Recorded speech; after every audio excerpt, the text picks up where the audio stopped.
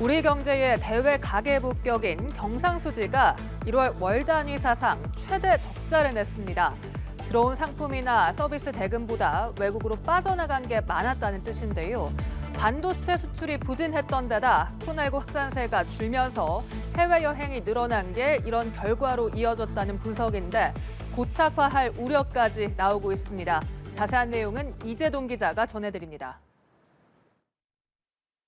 지난 1월 경상수지는 45억 2천만 달러 적자였습니다. 들어온 상품이나 서비스 대금보다 외국으로 빠져나간 게 많았다는 것으로 경상수지 적자가 지난해 11월 이후 불과 2달 만에 재현된 겁니다. 특히 적자액 45억 2천만 달러는 관련 통계가 집계된 1980년 1월 이후 최대 규모입니다. 수출이 1년 전보다 15%나 급감한 게 결정적 원인입니다. 최대 수출 품목인 반도체와 최대 교역국인 중국의 부진이 동시에 나타난 결과로 수출이 크게 감소한 영향입니다. 반대로 수입은 1년 전보다 1.1% 늘었습니다. 원유 같은 원자재 수입은 줄었지만 승용차, 곡물 같은 소비재 수입이 늘어난 결과입니다. 코로나19 확산세가 줄면서 해외여행에서 14억 9천만 달러 적자를 본 것도 경상수지 악화에 한몫했습니다.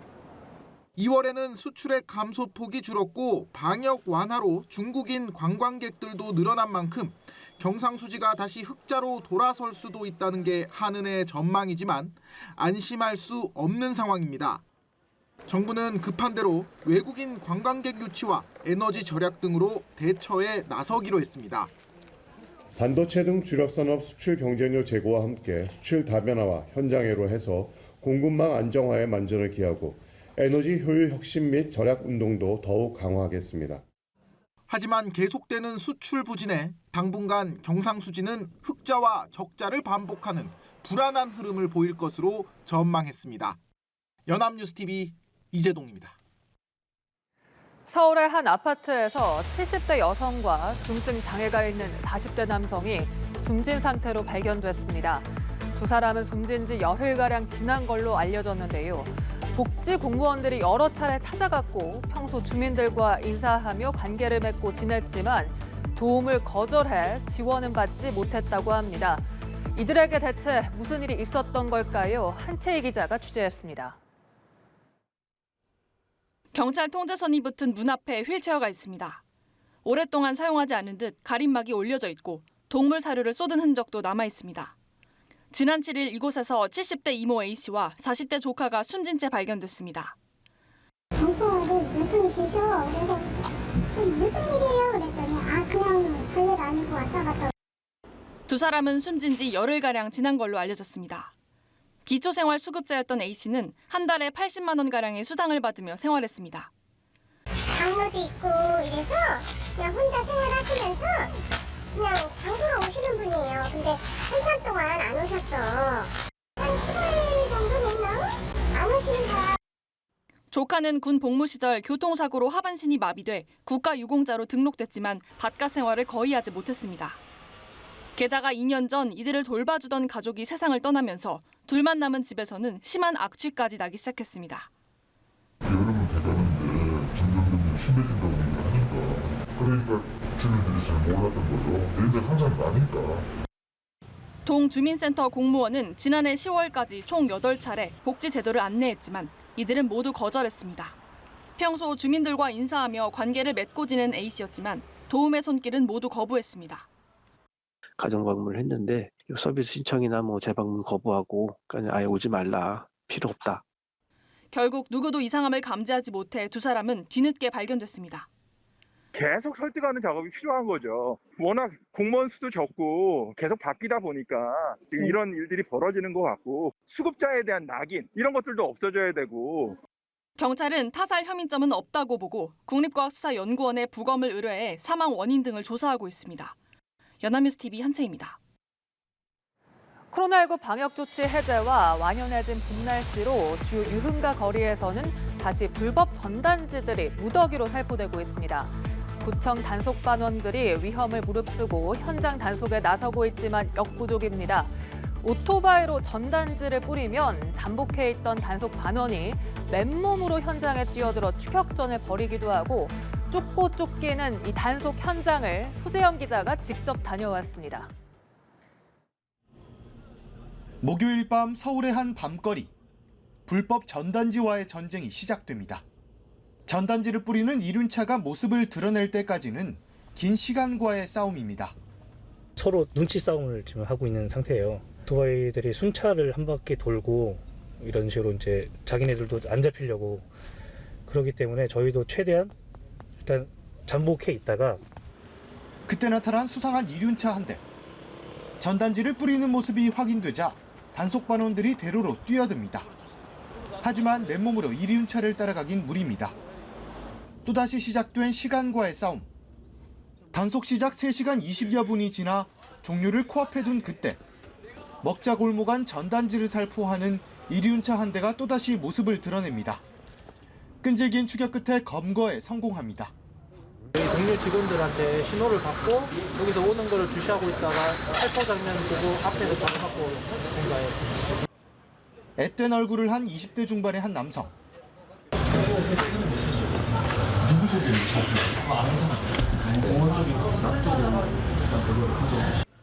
곧장 과태료와 즉결 심판 처분이 내려집니다. 밤이 깊어지자 이륜차들이 줄줄이 나타납니다. 또 다른 운전자는 구청 단속반과 약 3km 추격전을 벌인 끝에 오토바이는 물론 휴대전화까지 버리고 달아났습니다. 거친 추격전의 부상은 예산일입니다. 이제 단속하다가 보면 오토바이에 부딪히고 다치게 될 경우가 굉장히 많은데 저희가 아무리 안전장비를 갖춰도 부딪히면은 사고가 수밖에 없는 상황이 나와요. 한정된 장비와 인원이지만 불법 전단지와의 전쟁은 계속되고 있습니다. 연합뉴스TV 소재영입니다. 지난해 말 강원도 강릉에서 급발진 의심사고로 운전자인 60대 할머니가 크게 다치고 동승자인 어린 손자가 숨지는 안타까운 일이 있었죠. 할머니는 과실치사 혐의로 경찰 조사를 앞두고 있고 형사처벌 가능성도 배제할 수 없는 상황입니다. 이 사실이 알려지자 유가족을 돕기 위해 10,000명의 국민이 할머니를 처벌하지 말아달라는 탄원서를 썼습니다. 이 내용은 이상현 기자입니다. 도로를 달리던 남색 SUV 차량이 앞차를 들이받더니 그대로 질주합니다. 좀처럼 속도가 줄지 않는 차량. 운전자인 할머니는 함께 탄 손주 걱정뿐입니다. 이게 안 돼! 도연아! 도연아! 도연아!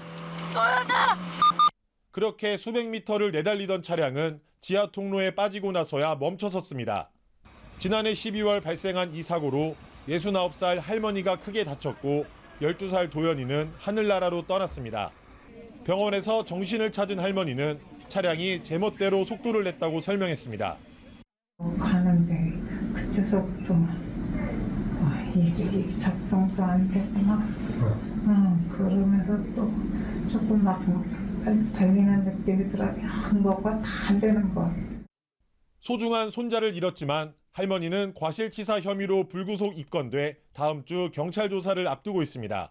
국과수감식은 차량에 문제가 없다는 결과가 나온 것으로 전해져 형사처벌 가능성을 배제할 수 없게 됐습니다. 안타까운 사연을 들은 10,000명의 국민이 할머니를 처벌하지 말아달라는 탄원서를 썼습니다. 정말 무죄로 저희는 결론이 당연히 나야 되는데 이거를 입증하기 위해서 싸운다는 것 자체가 사실 가족들한테는 매우 정말 너무나 힘든 상황입니다. 현행법상 운전자가 급발진이라는 증거를 찾아야 하는 상황. 도연이 아빠는 차량 결함을 자동차 제조사가 밝히도록 법을 개정해달라는 청원을 올렸고 일주일도 되지 않아 5만 명이 동참했습니다. 이제 국회 소관위원회의 심사를 앞두고 있는데 유가족의 간절한 호소가 도연이 법 제정으로 이어질 수 있을지 관심이 쏠리고 있습니다. 연합뉴스TV 이상현입니다. 미국 바이든 정부가 내년도 예산안을 공개했습니다. 중국 견제를 위해 역대 최대 규모의 국방비를 책정했고 적자 감축을 위한 부자 증세도 공식화했는데요. 상위 0.01%의 경우 자산 증가분에 최소 25%의 세금을 매기는 억만장자세도 도입하기로 했는데 그런데 의회에서 원안대로 통과될 가능성은 크지 않다고 합니다. 워싱턴에서 이경희 특파원이 보도합니다. 조 바이든 미국 대통령은 펜실베이니아를 찾아 의회에 제출한 내년도 예산안을 직접 설명했습니다. 총 6조 8천억 달러, 9,100조 원 규모로 국방, 사회복지 예산을 크게 늘리고 부자 증세를 통해 적자는 줄이겠다는 구상이 담겼습니다. 국방 예산은 작년보다 3.2% 늘어난 8,400억 달러가 편성돼 역대 최대 규모를 기록했습니다. 특히 핵 억제력 유지에 예산의 절반 가까이가 배정됐습니다. 미국은 국방 분야에서도 역시 중국의 도전을 우선순위로 꼽았습니다. 상무부는 중국 첨단 산업에 미국 자본이 흘러가는 것을 통제하기 위한 예산도 책정했습니다. 한편 바이든 대통령은 이번 예산안을 통해 이른바 부자 증세를 공식화했습니다. 이를 통해 연방정부 적자를 10년간 3조 달러 감축하겠다는 목표도 제시했습니다. So my plan is to make sure the corporations begin to pay their fair share. It's going to be a real fight in that. We should be paying more than 21%. No one making less than $400,000 will see a penny in federal taxes go up. Not a single penny. 연간 40만 달러 이상을 버는 고소득자들의 최저소득세율을 37%에서 39.6%로 인상하고 대기업 법인세도 21%에서 28%로 높인다는 방침입니다. 상위 0.01% 부자의 경우 자산 증가분의 최소 25%의 세금을 매기는 억만장자세도 도입하기로 했습니다. 그러나 예산 최종 편성권이 의회에 있는 만큼 원안대로 통과될 가능성은 크지 않아 보입니다. 하원을 장악하고 있는 공화당은 즉각 증세 반대 입장을 표명했습니다. 워싱턴에서 연합뉴스TV 이경우입니다.